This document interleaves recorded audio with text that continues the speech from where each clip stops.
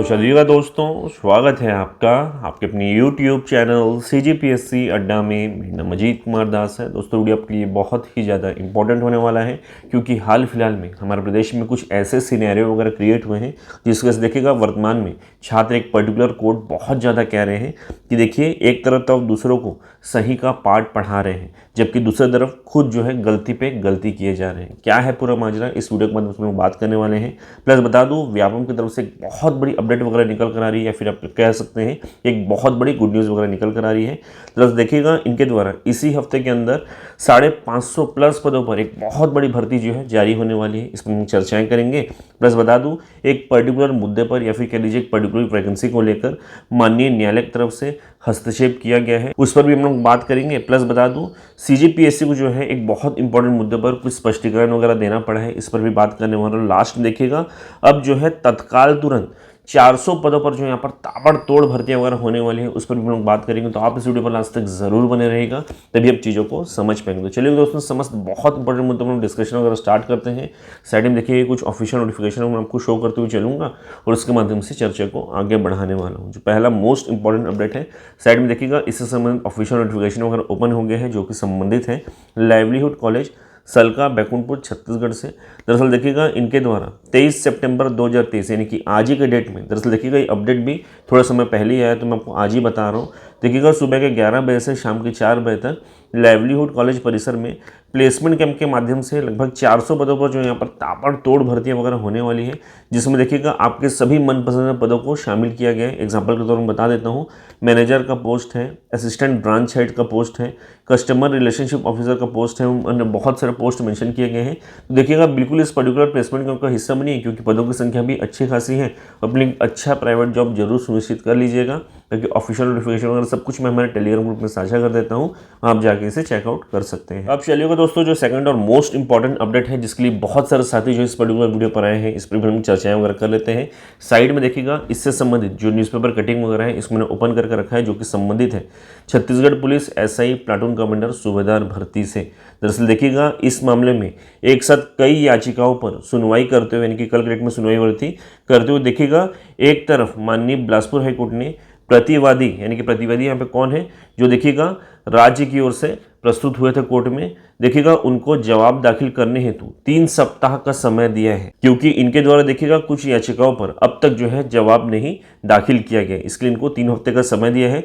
जबकि देखिएगा दूसरी तरफ याचिकाकर्ता जो है, जिन्होंने याचिका वगैरह लगाई है कोर्ट में, जो स्टूडेंट्स वगैरह हैं, उनको देखिएगा यहाँ पे अंतरिम राहत, जो कि ये लोग चाहते थे कि भर्ती की आगे की कार्रवाई वगैरह पर रोक लगे, उसे देने से इनकार करते हुए, यानी कि देखिएगा यहाँ पे अंतरिम राहत देने से मना करते हुए, यहाँ पर देखिएगा कोर्ट ने अगली सुनवाई का डेट जो है 30 अक्टूबर 2023 का दे दिया है। तो बहुत बड़ी अपडेट है। दरअसल देखिएगा, इसके समय कई सारी सूचनाएं वगैरह मिल गई थी, लेकिन देखिएगा कोर्ट की तरफ से जो डॉक्यूमेंट्स वगैरह मेंशन किए गए थे, यानी कि जो वायरल हुआ था, उसमें देखिएगा समझ में नहीं आ रहा था कि क्या क्या कहा गया। और देखिएगा, जब तक वर्डिंग्स वगैरह क्लियर नहीं रहते हैं, तब तक देखिएगा उन पर कुछ डिटेलिंग वगैरह करना भी गलत है। तो देखिएगा, आज पूरा मामला स्पष्ट हुआ है, जिस पर मैंने आपको सारी जानकारी वगैरह दे दी है।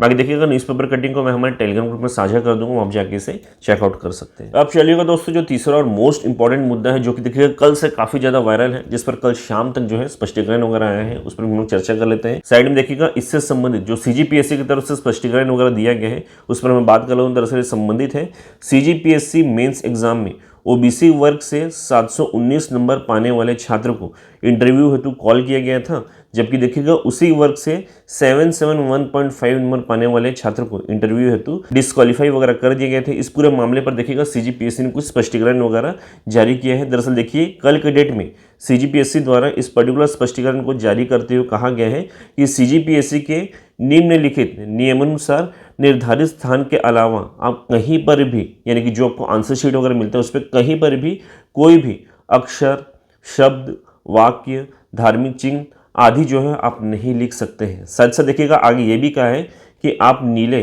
या फिर ब्लैक बॉल पेन के अलावा कोई अन्य रंग के pen, sketch pen, highlighter, glitter pen आदि का भी इस्तेमाल वगैरह नहीं कर सकते हैं, अन्यथा जांचकर्ता जो भी रहेंगे उनके द्वारा आपको अनर्ह घोषित कर दिया जाएगा, यानी कि डिस्क्वालीफाई कर दिया जाएगा। और जो संबंधित छात्र है जिसने देखिएगा लेटर वगैरह लिखा था सीजीपीएससी को, उसके द्वारा इस निर्देश का पालन नहीं किया गया है, जिस वजह से उसे अनर्ह घोषित किया गया है। उसकी देखिएगा जो कॉपी है उसको भी मैं आपको शो कर रहा हूँ। इसमें देखिएगा पर्टिकुलर स्थान को मैंने हाईलाइट किया हुआ है। दरअसल देखिएगा इसने यहाँ पे दो चीज लिखी है, श्री राधेश्याम और राजेश मोहन, जो कि देखिएगा सीजीपीएससी की नज़र में पहचान चिन्ह दर्शाने का प्रयास किया गया है। इसके वजह से इसे जो है अनर्ह घोषित किया गया है। तो देखिएगा दोस्तों, यहाँ पे सीजीपीएससी की तरफ से सही गलत का जो है बोध कराया जा रहा है छात्रों को, जो कि बहुत अच्छी बात है, कराना भी चाहिए। अब इतने बड़े इंस्टीट्यूट हो, आपको कराना भी चाहिए। लेकिन देखिएगा मेरा सिर्फ इतना कहना है कि मेंस के आंसर शीट में ब्लैंक स्पेसेस में मार्क्स देना क्या सही है? क्या फिर देखिएगा यहाँ पे प्रश्न पूछा जा रहा है हनुमान सिंह जी का और उत्तर दिया जा रहा है वीर नारायण सिंह जी का, उस पर भी मार्किंग देना क्या सही है? ये दो कुछ ऐसे बहुत इंपॉर्टेंट प्रश्न हैं जो कि मैं आप लोग से पूछना चाहता हूँ, क्या ये सही है गलत है? आप लोग मुझे कमेंट बॉक्स में जरूर बताइएगा। बाकी देखिएगा ये जो पर्टिकुलर यहाँ पे स्पष्टीकरण वगैरह प्रेजेंट किया गया है, इसकी कॉपीज वगैरह मैं हमारे टेलीग्राम ग्रुप में शेयर कर देता हूँ, हम जाके इसे चेकआउट कर सकते हैं। अब चलिएगा दोस्तों, जो चौथा और मोस्ट इंपॉर्टेंट अपडेट है जिसके संबंध में सूचनाएं वगैरह आपको कल के डेट में मिल गई होंगी, लेकिन बहुत सारा कंफ्यूजन था। चलिएगा इस वीडियो के माध्यम से विद इन 1 से 2 मिनट में सारा कंफ्यूजन और सारी जानकारी वगैरह मैं आपको संक्षिप्त रूप में दे देता हूँ। साइड में देखिएगा कुछ ऑफिशियल नोटिफिकेशन वगैरह मैं आपको शो करते हुए चल रहा हूँ और उसके माध्यम से चर्चा को आगे बढ़ाना हूँ। दरअसल संबंधित है सीजी व्यापम द्वारा विद्युत विभाग में एई एवं जेई भर्ती का ऑफिशियल नोटिफिकेशन कल के डेट में जारी कर दिया गया है। दरअसल देखिएगा ऑनलाइन फॉर्म फिलिंग वगैरह स्टार्ट हो रही है 22/9/2023 यानी कि कल के डेट से स्टार्ट हो गया है और लास्ट डेट वगैरह कब है? 14/10/2023 तक। बाकी देखिएगा एग्जाम डेट अभी अनाउंस नहीं किया गया है, बाद में किया जाएगा, क्योंकि अगले महीने से आचार संहिता वगैरह भी लग रहे हैं, इसलिए थोड़ा बहुत कन्फ्यूजन है, लेकिन आगे उसको क्लियर कर दिया जाएगा।